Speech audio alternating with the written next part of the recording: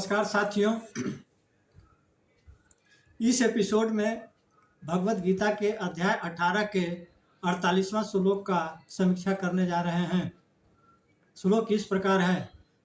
सहजम कर्म कौन्तेय सदोषम अपि न त्यजेत् सर्वारंभा ही दोषेन धूमेन अग्नि रिवावृताः। इसका अर्थ है, जिस प्रकार अग्नि के साथ धुआं रहता ही है, उसी प्रकार सांसारिक जीवन में सभी कर्म के साथ कोई न कोई दोष अवश्य जुड़ा रहता है। अतः मनुष्य को नैतिक कर्म भले ही दोषपूर्ण क्यों न हो, कभी त्याग नहीं करना चाहिए। आइए कुछ उदाहरण से इस श्लोक की सार्थकता को स्पष्ट करेंगे। पॉलीथीन का आविष्कार वरदान से कम नहीं है, लेकिन इसके कूड़े का निपटारण सबसे बड़ी चुनौती है।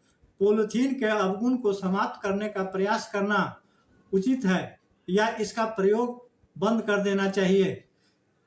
संतान माता पिता की वृद्धावस्था में देखभाल करेंगे या नहीं, गारंटी नहीं होती है। फिर भी सभी पेरेंट अपने संतान की देखभाल करते ही हैं। ऐसा करके उन्हें शांति मिलती है। संतान अपने कर्तव्यों को पालन नहीं करते हैं, तब भी पेरेंट स्वयं को ही दोष देते हैं। कहते हैं, मेरी परवरिश में ही कोई कमी रह गई होगी। आइए विषय को आगे बढ़ाते हैं। मांसाहार करना चाहिए या नहीं। स्वामी जी ने कहा है, शारीरिक श्रम करने वालों को मांसाहारी होने में कोई हर्ज नहीं है। आज डॉक्टर के कहने पर निरोग होने के लिए शाकाहारी लोग भी मछली अंडा खाते हैं। इस श्लोक की सार्थकता का एक महत्वपूर्ण उदाहरण इस प्रकार है। शत्रुओं का नाश कर अपनी रक्षा करना पाप है क्या? बहुत सी बीमारियों से ठीक होने के लिए जो दवा खाते हैं, उनसे रोग के जीवाणुओं के मरने के बाद ही रोग मुक्त होते हैं। क्या रोगाणुओं की हत्या के दोष डर से दवा न खाएं?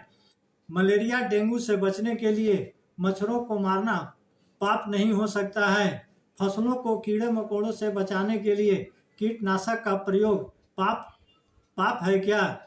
जो जाति समुदाय दूसरी जाति समुदाय के अस्तित्व को मिटाने की मंशा रखते हैं, उसका नाश करना पाप नहीं हो सकता है। श्री कृष्ण के इस श्लोक का वास्तविक अर्थ है, स्वामी विवेकानंद ने कहा था, हम हत्या किए बगैर एक कौर भोजन भी नहीं कर सकते हैं, एक क्षण जीवित नहीं रह सकते हैं। ऐसी शिक्षाओं को प्रकाश में लाना ही मेरा उद्देश्य है। धन्यवाद।